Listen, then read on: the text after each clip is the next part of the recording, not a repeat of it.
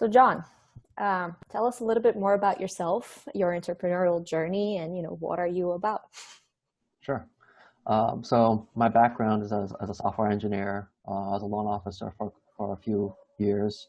I'm also a corporate finance person, so I worked at mature manufacturing companies doing corporate strategy, as well as corporate finance. Um, so what got me to start Reasi was my loan officer experience. That was actually about 10 years ago, 15 years ago. And at that time, I thought it was just really backwards performing industry, the value chain of how to get a transaction done, meaning like how you buy it, how you buy and sell houses.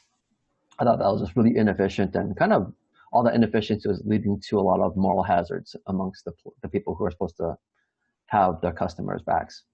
So that's why I started Reasi about 5 years ago, and it was really to fix all that um, in a long entrenched inefficiency and unethical behavior, to automate a lot of the processes, drive a lot of the costs out of the system, and just make a more efficient process. And yeah, so that's what I worked on for the past 5 years with Reasi. Cool. So you started in 2015 or so? I quit my job then. Spent about half a year to a year just kind of not perfecting, but refining what I wanted to do with the company. And then we launched in 2016 summertime. Cool. And then when did it close or you stopped doing it? The company is technically still alive. I think it's probably because I'm having a hard time letting go still. It's like maybe there's a chance, but at this point, I know it's done. But it's more to facilitate a new possible technology sale. So, Got it. looking into buyers right now, although I'm really super not motivated to do that right now, but I need to do that before the year's up. And then where are you located, or where's the headquarters? Headquarters was Los Angeles, California, but we had mostly LA, but we did have some remote people in overseas areas, mostly developers. And then would you categorize it as prop tech or more of a... Because of real estate tech, prop tech, yep. Got it. And then the stage, like I guess it was seed? Pre-seed. So we had in total, we had raised around probably around 500,000, but half of it was my money. So I don't know, 250 was outside investors, and then half of it was co-founder, but mostly my money. Got it. And then, so the outside investors they're not angels? No. Some angel. One, we went through a MetaProp, which is a pretty well-known prop tech incubator or accelerator. We did that, and what came out of their program, 2019, I think, or early 2019. And then what were the competitors at the time, or like the key competitors that you measured yourself against? Technology-wise, there really wasn't too many. There were other players out there, but they're all getting started at the same time. So Endpoint was another startup doing almost the exact same thing that we were. Our first American subsidiary, so they're not really a startup. There was a company called Spruce, Modus Closing. They had raised their pre-seed just around when we got started. So in terms of starting point, they right around our time, and then there was Jet Closing, which was around for a few years before. But in terms of market share, none of these startups were big. They still aren't big, but they're growing fast. Gotcha. And then how would you evaluate your traction to date, I guess? Well, you can measure it in revenues or users or employees or, we measured it in terms of number of transactions, and we were actually doing pretty well. We were growing pretty fast in terms of deal volume. And I think it's like 30 or 40% month over month growth. But we're only live for about 8 months. So we're starting from one deal to about our high watermark was 16 in a month. But we had line of sight. We were on trajectory to go to 20 and beyond that. But that's when things started to fall apart. Was just we needed resources and we didn't get them. Got it. Yeah. And then what was your target market? Who were you targeting? And then the market situation, how you saw it, like high level. Sure. So I would say the entire industry needs some kind of digital service or transaction platform. All these other competitors I mentioned, they were targeting the home market. But given the nature of our funding situation, we targeted vacant land, which I thought was actually a very good place to start. I think it was a much easier market to scale versus homes. So we're doing very well there. But then we ran into that, the And then, resource. what inspired the idea? What was the aha moment, or For vacant land or for, in general for the company? Yeah. oh, for the company, wasn't really an aha moment. It was just like 15 years ago when I worked as a loan officer, having that software development background. I was like, this should all be done by computer. At that point, I didn't feel confident in launching a startup. But you fast forward 10 years after my B school, getting my MBA, and then also working in corporate finance for a while, I felt confident. And then when I looked back at the problems of the real estate industry, nothing had changed. So I was like, okay, it seems like a no-brainer to start. I thought it was the right time 15 years ago, but if it's still the same now, then I think it's even better now. So for me, it seemed like the timing seemed perfect, but I don't know, there could be something with that too. Mm-hmm. And then what were the parts that actually worked? Like, what do you consider the success within this journey? Oh, we got a platform up.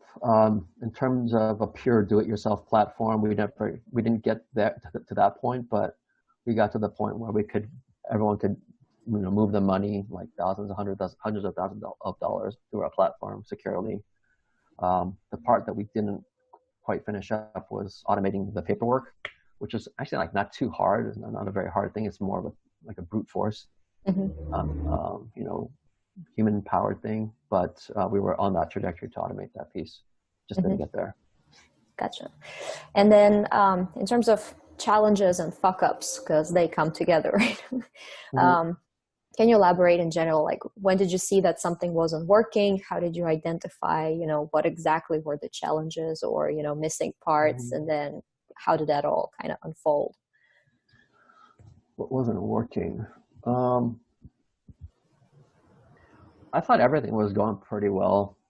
A lot of the failure of the company, I really see as like on me, not being able to fundraise. It wasn't a fuck up, but it was more like so I hate using this as an excuse, but it was a real impact. I had my second kid in February 2019, and that was right when we were supposed to be raising our another pre-seed round. And I didn't plan accordingly. I didn't realize how big of a productivity hit I would get that I would experience. So before kids, I was like 100%. With one kid, I was like 80 to 90% productivity. After the second one, I felt like that was down to 50. So it just in terms of my energy level, in terms of being able to get through the number of investors meetings, I just didn't have enough meetings, I think. The other fuck up was when I did raise my round, when I got accepted into MetaProp, I should have just raised a full round instead of the bare minimum that I needed. So I raised, I think, 250 at that time, or 150. I don't remember, in that range. And I should have just gone for the full 500 because it was starting to come pretty easily at that point. But I decided instead, okay, let's go, let's get the platform out. And I put my head down towards the platform instead of fundraising. So that was probably the bigger, I don't know if that's bigger, but that was another thing I would have liked to take it back and done over. Yeah. And were there any challenges that you saw in terms of market entry or maybe customer onboarding, maybe some frictions or bottlenecks that you identified in general, like connected to even the product itself? Yeah. So blockchain, I think we probably should have started with that blockchain. That would have been a lot easier. We had a lot of actually there was a lot of tangible costs, I think, that went into the blockchain piece that we could have avoided. Mostly legal fees. So we had to get our terms of service and privacy policy, compliant with, whatever the legal team was comfortable with, and that probably ran us another $10,000 more than what we needed. integration wise with the product, that it was a little bit tougher than we could just use a normal private database that we owned. Got the product out a lot faster. And there's also a user experience piece with the blockchain. I don't think it actually hurt with our user growth, but it definitely hurt with how stretched our teammates were over time. So one of my co-founders spent almost all of her time towards the end just onboarding users, and that was a really bad use of her time. So yeah, so definitely some product. Yeah. Well, it's always a mixture of things for sure. Yeah. Yeah, definitely. And it's funny because like having kids at the same type of fundraising is becoming a recurring story. And, you know, a lot of, yeah, it actually is. And it's funny because for once men are like, well, you know, it hit me because in the society, we kind of tend to talk about how it affects women, but it also affects men. And right. I feel like, yes, it was a poor, whatever, you know, time management, but you can't blame yourself for it, I feel like, because you have a higher responsibility here as well. This is your child, and that's like a natural thing to, you know, this is the priority, right? So I don't feel like you should feel bad about it at all. It's just what happened. This is just, you know, the timing of things, again, back to the luck thing. Yeah, I just wish I knew how big of a difference, how hard having that second kid was. If I had known, then I would have done more to at least, you know, put more of my responsibility on somebody else. But no.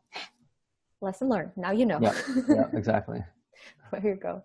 And were there any challenges that you saw outside, like maybe some big changes or shifts in the market that were happening at the time that also started influencing whether your customer behavior or, you know, the team workload or any of that stuff?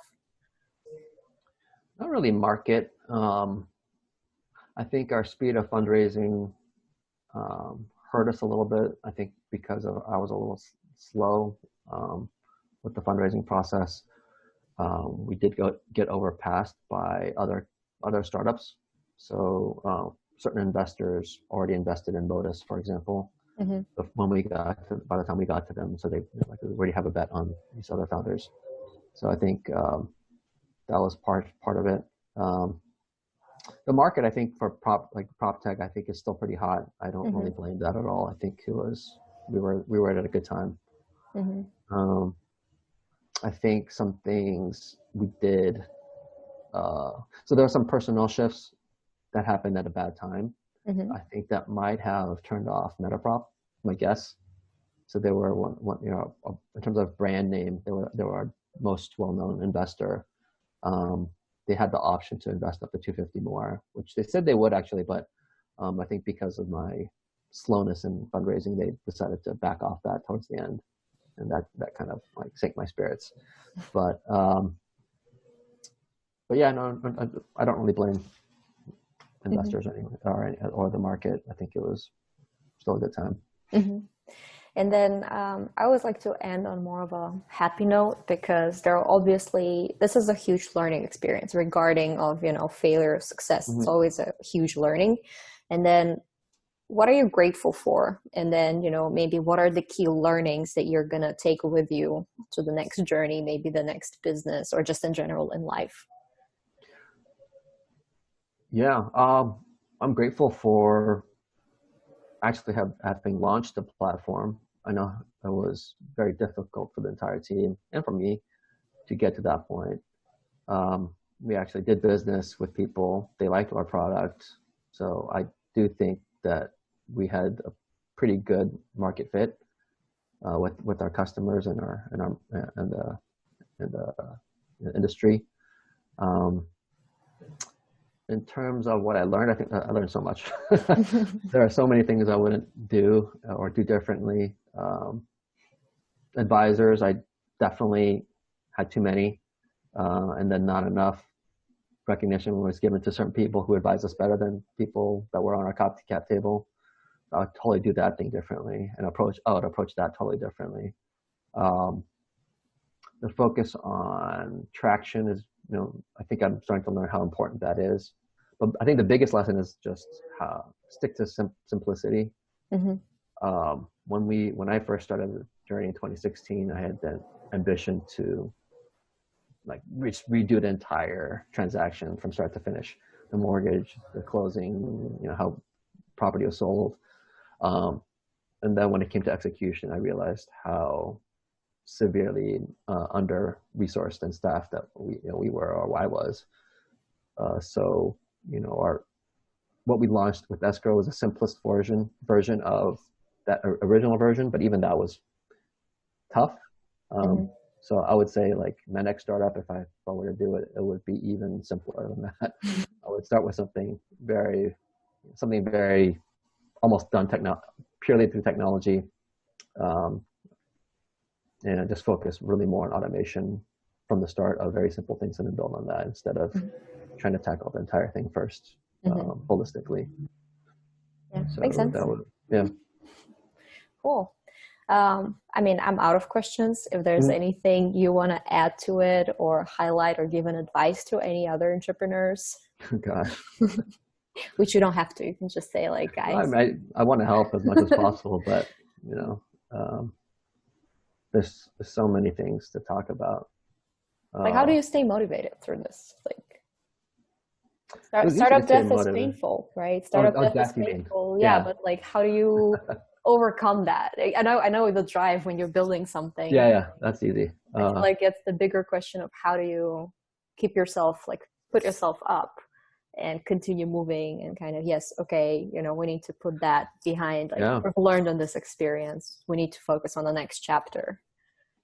I don't think I'm honestly there yet.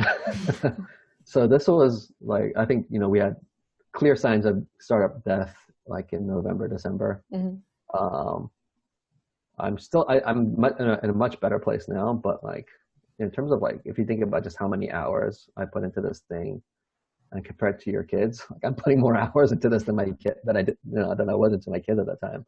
So this was like, to me, like, almost like losing a child. Like it's not really the same thing, but it's very, this is a deep rooted thing I wanted to do and I didn't succeed. And I'm having all kinds of doubts about myself. And, and it's like, what's the point of all this?